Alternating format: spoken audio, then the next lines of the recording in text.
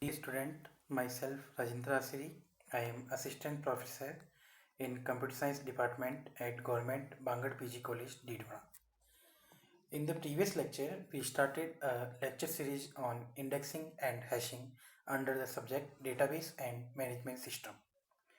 In this topic, up to this point, we covered various concepts like primary and secondary index, dense and sparse index, and B plus tree, how to put insertion and deletion in B plus tree, and number of children or number of nodes in leaf node and the non-leaf node. Okay. Now in the previous class we started a new concept, that is hashing. So up to this point we covered basics of indexing and hashing, then ordered indexes. Under that we covered primary and secondary index, clustering and non-clustering, dense and sparse indexes. Then B plus tree index file we done in very much detail. After that B tree index file, how B tree index file is better than B plus tree index file. All this we covered. Then static hashing concept we started in the previous class. Now today we are starting some new concept. First is hash function. So what basically hash function is all about? So first hash function maps all search key value to the same bucket.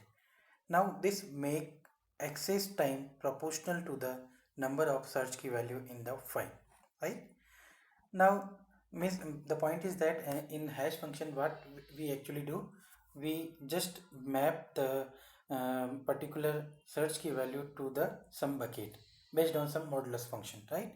But if our hash function is not particularly categorized, or in case of first hash function, it map all the search key value to the same bucket. Okay, so this will make the access time proportional to the number of search key value in the file. So as the number of key value increase, the access time will keep on increasing, right? So an ideal hash function is uniform. Uniform means that is each bucket is assigned the same number of search key value from the set of all possible value. Okay. Now in ideal hash function, it is a random. Random means, so in an ideal hash function which is a uniform, that is each bucket is assigned the same number of search key value from the set of all the possible values, right? Now our ideal hash function is random, means each bucket will have the same number of records assigned to it irrespective of the actual distribution of search key values in the file. Okay. Now typical hash function perform computation on the internal binary representation of the search key. Example, for a string search key, the binary representation of all the character in the string could be added and some modulo the number of bucket could be written. This example is very important and frequently used to explain the concept of the hash function. Means suppose we are having a string search key. So what we will do? We will convert that string search key in the binary representation of all the character in the string. Means individual character will be converted in their corresponding binary, and then what we will do, we will add all of them, and then we will do some modulo the number of bucket could be written, right? So in this manner we can perform the hash function processing. Next, handling of bucket overflow. Means suppose in the worst hash function, what will happen, uh, all the search key values are mapped to a same bucket. So what will happen, some buckets are doesn't have any entry or any search key, and some buckets are having all the means full of the search keys, right?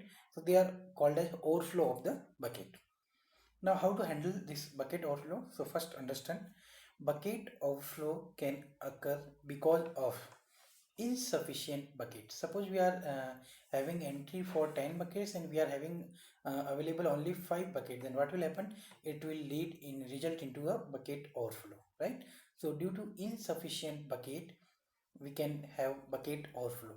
Second, skew in distribution of record. Means some bucket is getting more and more entry and some bucket doesn't getting any entry from the search keys. So this can occur due to two reasons. Multiple records have same search key value. Okay, multiple records have same search key value, and second, chosen hash function produces non-uniform distribution of key values, right? Although the probability of the bucket overflow can be reduced, it cannot be eliminated. It is handled by using overflow bucket, right? So next is handling, again continue, and here one example is given. So concept is overflow chaining. What will happen in this concept? The overflow bucket of a given bucket are chained together in a linked list. Okay. Now in this above scheme, it is called as closed hashing. What will happen in this? An alternative called open hashing, which does not use overflow bucket, is not suitable for database application. So if you see, we are having some buckets here 0, 1, 2, 3. We are doing suppose mode 4. Then possible value will be between 0, 1, 2 and 3. Okay, suppose in bucket 1 all the entries are of the search key are going. So bucket 1 will result into a overflow bucket, right? Overflow bucket for bucket 1, right? So we can handle this with help of overflow chaining. In this in overflow chaining, we overflow the bucket on the overflow buckets of a given bucket are chained together in a linked list. So here we are making a linked list. Okay, next to next, but more bucket are linked. Now in this above scheme, it is called as closed hashing. Some alternative is open hashing. In this we doesn't do any overflow buckets use, but it is suitable for the database application, right? Next is hash indexes. In hashing, it can be used not only for file organization but also for index structure creation. A hash index organizes the search keys with their associated record pointers, right, into a hash file structure. So hash index is nothing else. It organizes the search keys with their associated record pointers into a hash file structure, right? Strictly speaking, we can say hash indexes are always secondary indexes if the file itself is organized using hashing, then a separate primary hash index on it using the same search key is unnecessary, right? Very important point. Means if we are saying that if the file itself is organized using hashing, then a separate primary hash index on it using the same search key is unnecessary. However, we use the term hash index to refer to both the secondary index structure and hash organized files, right? Next is example of hash index. It is given. So suppose here we are having 0 to 6, 7 buckets are there. Bucket 0, bucket 1 is having some entry. Bucket 1 is having A215 and A305. Bucket 2 is having A101 and A110. Bucket 3 is A217, A102. Okay. Bucket 4, bucket 5 and bucket 6 is having A222.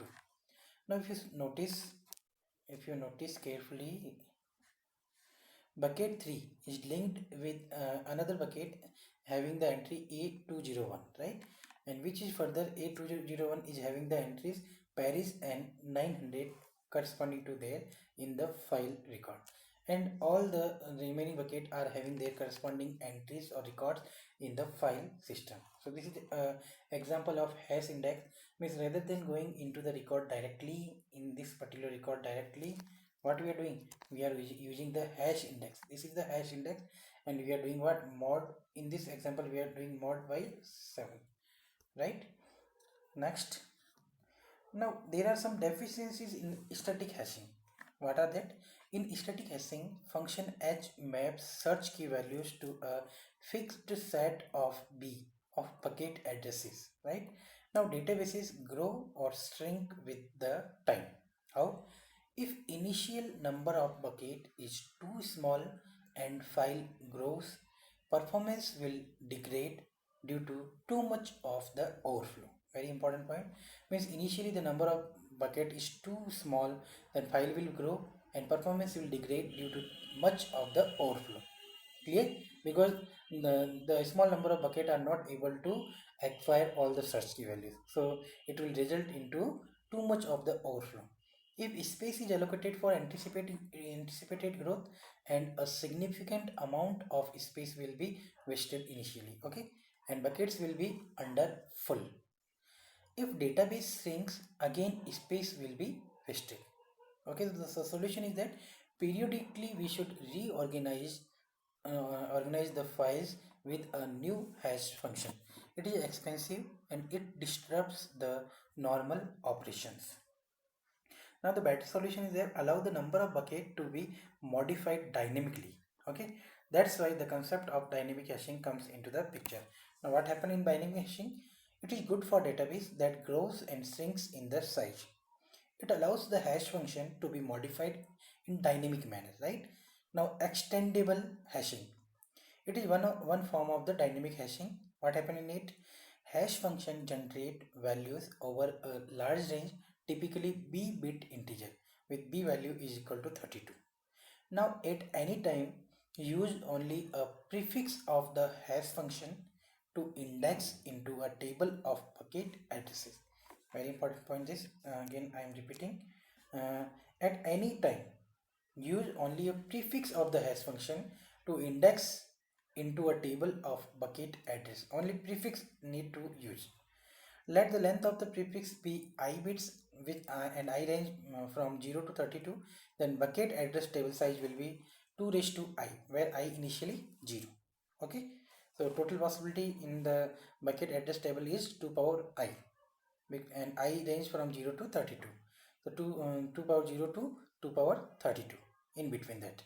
Now value of I grows and shrinks as the size of database grows and shrinks. So I depends upon the database size. Now multiple entries in the bucket address table may point to a bucket. Okay. Thus actual number of bucket will be less than 2 power I. Now the number of bucket also changes dynamically due to coalescing and splitting of the bucket, right? Now next, the general extendable hash structure. If you see, the hash prefix is I. So I is, suppose I am saying that 0 0 0 1 1 0 and 1 1, four possibility are listed here, and there are four possibility. Now uh, 0 0 is pointing to I1, that is bucket 1. Then then 0 1 is pointing to the next entry of the I1, then I2, and so on I3. So now in this structure, I2 and I3 is equal to I, whereas I1 equal to I minus 1. Okay, very good. So in this manner we can extend the hash structure with help of the various I and the formula which range from 0 to 32 of the I value and 2 raised to power I value. Okay, so that's all about the dynamic hashing and static hashing. So in this lecture we started with the concept of the hash function. Initially hash function we started, which can be uniform and random, and uniform is called as ideal hash function, which are having property of the uniform, random. Okay, what is the best hash function? This all that also we have discussed with help of an example. Then we discussed the concept of bucket overflow, how bucket overflow result, and how to remove this concept or this problem of the bucket overflow. Okay, then hash indexes concept we started. In hash indexes, how we can organize the search key, and all this concept related concept we discussed. After that, implementation of the hash index with help of one example we discussed. Then some deficiencies in static hash function arises, due to which we have to go on towards the dynamic hashing, right? Now some solution of the deficiencies in the static hash function we discussed. Okay, but if the buckets are too small and buckets are too large, then what will happen? Underflow and overflow situation might occur. To overcome, we should switch from static hashing to dynamic hashing. Then in dynamic hashing, we covered a concept extendable hash structure with some example. That's all from this lecture. Thank you.